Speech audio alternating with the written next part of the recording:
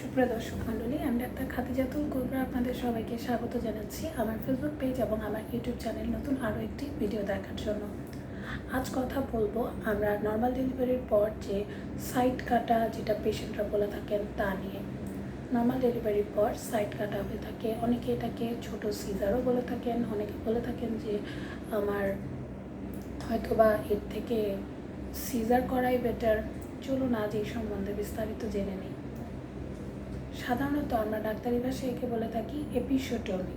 Normal ডেলিভারির পর যদি দেখা যায় বাচ্চার মাথা যোনিপথ দিয়ে বের হচ্ছে না বা বাচ্চার মাথা যোনিপথের থেকে যে ছিদ্র সেখান থেকে বড় হয়ে যাচ্ছে, তখন আমাদেরকে এপিসোটমি বা এই সাইড কাটা পথ অবলম্বন করতে হয়। এক্ষেত্রে দেখা যায় যে আমরা এমনভাবে জিনিসটা করি যাতে বাচ্চার মাথাটা বের করার সময় যোনিপথের আশেপাশে কোনো ছিঁড়ে না যায়।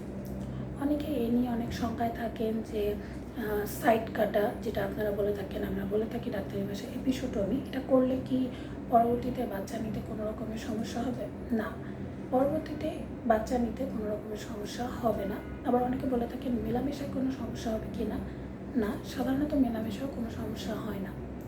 এবারে আসা যাক অনেকেরই প্রশ্ন যে এই সাইড কাটা কোন ক্ষেত্রে প্রয়োজন হতে পারে। সাধারণত দেখা যায় যে প্রথম বাচ্চা ডেলিভারির ক্ষেত্রে কিন্তু সাইড কাটা অনেকের ক্ষেত্রেই প্রয়োজন হয় এবং দেখা যায় যে গবেষণায় 10 জনের মধ্যে 9 জনের ক্ষেত্রে প্রথম বাচ্চার ক্ষেত্রে এপিসোটমি বা সাইড কাটা দেওয়ার প্রয়োজন হতে থাকে। এবং অনেকেরই ধারণা যে এই কাটাটা দেবার পরে কি কাটার দাগ রয়ে যায় কি না এবং এই ক্ষেত্রে আমাদের কি করণীয়। সেক্ষেত্রে বলতে চাই যে আমাদের একটা হাত কেটে গেলে, হাতের আঙুল একটু কেটে গেলে বা একটু কোথাও খোঁচা লেগে ব্যথা পেয়ে কেটে গেলে যেরকম হয়, এই কাটাটাও ঠিক বাচ্চা ডেলিভারি হয়ে যাওয়ার পর আমরা এত সুন্দর করে এটাকে সেলাই করে দেওয়া হয় যে এটা তখন আর বোঝাই যায় না।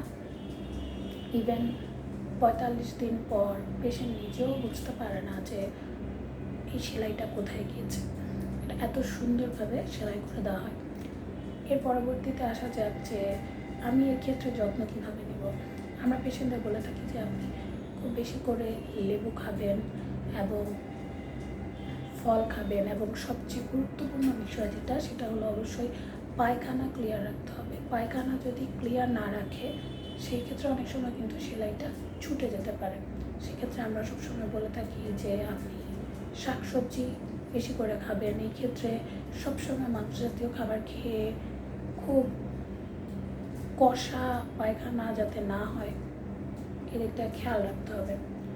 তো আশা করছি আজ আপনারা এই এপিসোটমি বা সাইড কাটা সম্বন্ধে একটা ধারণা পেয়ে গিয়েছেন। আমি ডাক্তার খাদিজাতুল কুবরা। দেখছি এই বিষয়টা নিয়ে সবার কিছুটা কৌতূহল, কিছুটা জানার ইচ্ছা, তাই ভাবলাম যে এই বিষয়টা ক্লিয়ার করি। আমি মূলত মেডিসিন রিলেটেড পেশেন্ট দেখে থাকি, তবে এই বিষয়টা সবার কৌতূহলের কারণে শেয়ার করা। তো আজকের ভিডিও এখানেই শেষ করছি। সবাই অবশ্যই আমার ফেসবুক পেজ এবং আমার ইউটিউব চ্যানেলটিকে ফলো করবেন।